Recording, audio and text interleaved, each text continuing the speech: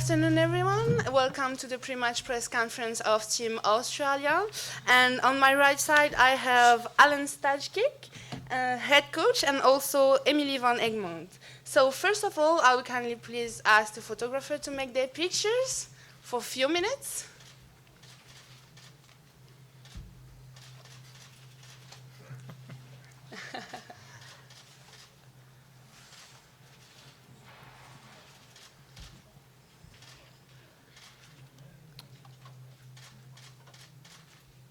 And now I'll kindly ask you to leave the room, please.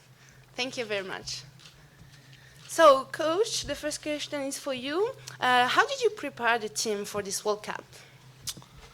We've had a very extensive preparation actually for the last 4 months back in Australia, and also an extensive time in Europe, and we've been virtually full time since January the 12th. So we've had a very extensive and full-time program, and it's been a good time to prepare the team for all the things that we have to come up against in the next couple of weeks. And Emily, what about you? How do you feel before the first match day? Like what Staj said, obviously it's been a long preparation for our team, and I think the girls and myself are very excited to get going. Any questions? Here in the front. Thank you. Staj, I think the big question a lot of people are wondering is Claire going to be fit for tomorrow? She's probably unlikely for tomorrow. We'll do another fitness test on her tomorrow morning, but I'd probably say she'll struggle to be fit for tomorrow's game. So it's the first game of the tournament, and it's almost better to be safe than sorry and risk a longer term injury. So we'll see how she goes in the morning, but at the moment I'd say doubtful. Other questions here? Thank you. A question for Emily. I'm Val Miliajo from News Corp Australia. There's a story which broke in the US about Hope Solo, and obviously the team's you're staying together. Have you noticed any difference in the mood? Because of it, you might be crossing paths in the lobby. Are they tense? Do they look any different to what they have been over the last 4 days? Look, to be honest, we haven't really, I know I haven't really crossed paths with any of the US players in the hotel for the last couple of days. So in terms of our camp, I think the girls are raring to go, and we're just looking forward to the game. Here, please. Thank you. Emily, Cheryl Downs from the women's game. A number of players in the Australian squad are actually debuting in their first World Cup. Have you got any advice that you've been sharing with them? Obviously, there's going to be a bit of nerves and, what have you, but at the end of the day, just to have fun and enjoy it, soak it up, because it only comes around every 4 years. Second row, please. Emily, you were a teenager, and many in this team were teenagers 4 years ago. How has that experience helped you for this World Cup? Yeah, look, obviously it's helped a lot. Coming in for my first World Cup at 17 years of age, probably didn't really know what to expect. Getting drawn in such a tough group for us this time round, I think it's just done all the good. And obviously the girls that were there in 2011 as well, who were here this year for their second or third, I think it's going to rub off on the girls who it's their debut. So yeah. Question for both. Chance to make history by beating the US for the first time. How much extra motivation is there in that alone for your opening game here? Oh, look, I don't think there's any extra motivation. If playing in a World Cup's not enough motivation, then you really shouldn't be here. So, I don't think anyone really looks at history books or anything before you play a game. You just go out there and want to win that match, and every match is a individual match in its own right. So, look, we want to beat America because we want 3 points, not to make history about whatever's happened in the past. So, really, it's about focusing on this game, and there's a cliche about one game at a time, and it's there for a reason. It's got nothing to do with history. It's got nothing to do with the future. It's just got to do with what we do tomorrow. So, that's the approach that the team's taken, and there's just 100% focus on the match to win this match. Emily, Mitch Peacock with CBC here in Canada. It's pretty well known the Americans will have a lot of supporters making the trip here to take in their matches here. What's not known for sure is how the Canadian crowd is going to react to the American team. Do you think there's an opportunity here for the Aussies to bring the Canadian support to their side with a good performance tomorrow and maybe create your own home game? Yeah, look, we've spent, I think, 11 days in Vancouver prior to coming to Winnipeg, and we've had nothing but great support from the Canadians. So whether or not they want to jump on board, Team Australia is up to them. But like Stadge said, obviously we're going out to do a job to get 3 points. Any other questions? Here first, please. Thank you. Alan, it's your first time coaching against the US. Is there something that you take from coaching against a team like Japan at the Asian Cup that you put into practice here? I think they're slightly different types of teams, obviously different style of team. I think the thing that you can take from those two matches we played against Japan last year is the confidence and the belief in how you play.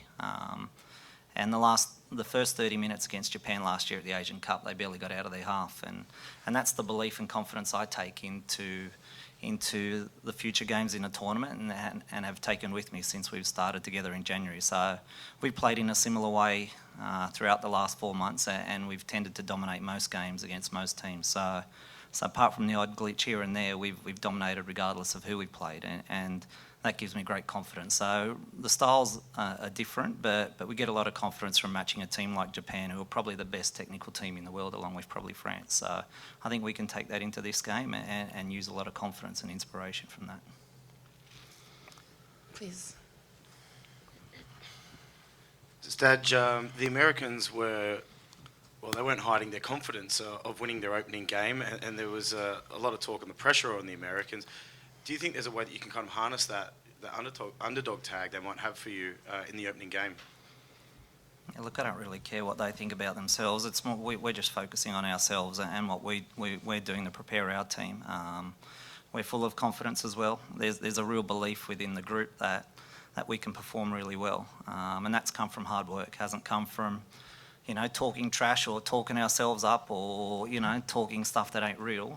It comes from 4 months of preparation, hard work, lots of wins, lots of goals, lots of blood, sweat and tears out in the training field and time away from home. And we know how much we've sacrificed, we know how hard we've worked, and the belief to win the game comes from that. It doesn't need to come from false bravado, and certainly Australians aren't known for that. And we believe we can win because we've put the hard work in, and we've got the talent and ability in this team to take it to them, and we will. Stadge, I think this team's had the best preparation ever in women's football for the national team. In your mind, have you got like a best 11 in your own head, and will it be close to be playing your best 11 tomorrow?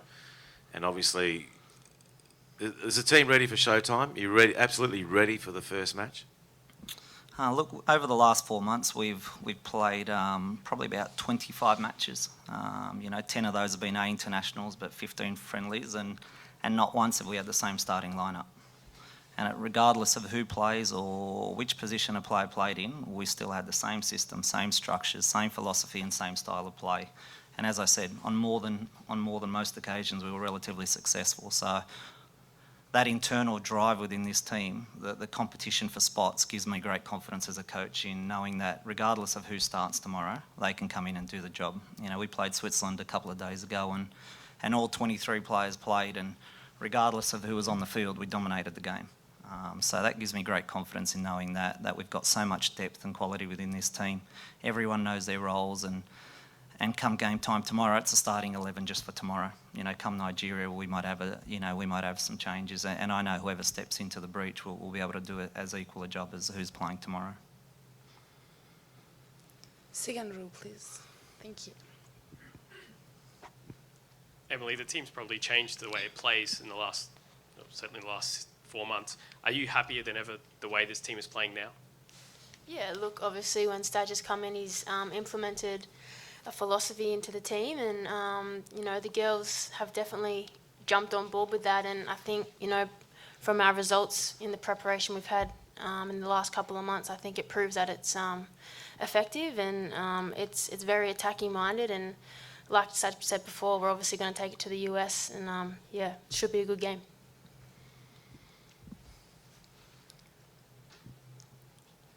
Here. Thank you. Emily, throughout this preparation, you've played a lot of games, but how instinctive now is this style of play and the roles that you have and what you've got to do? I guess, again, it comes back down to the philosophy that Staj has implemented in the team. We've had a long, hard, strenuous preparation, getting ready for the World Cup, and, I think tomorrow is the day that I think we've got to come out and show, the style that Staj has implemented and the attacking weapons that we have, and just to enjoy it and have fun.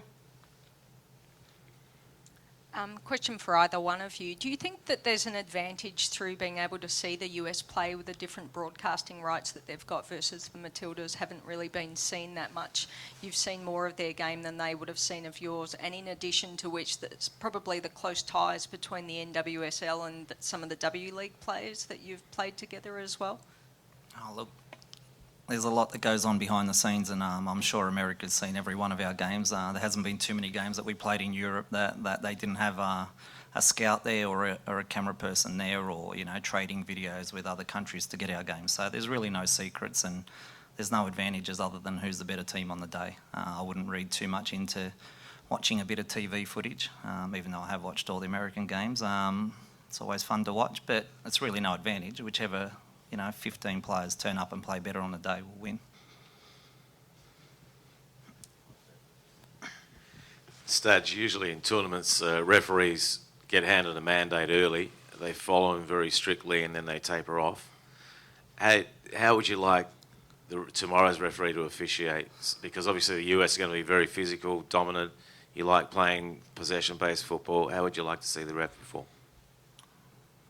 Well, look, we had a good meeting with the referees, and they do that with every team, I suppose, before the tournament. And they definitely, it was clear cut about the things that they're focusing in on, which is great for the players to hear and know about, to know what those areas are. So it's not a surprise when they walk on the field.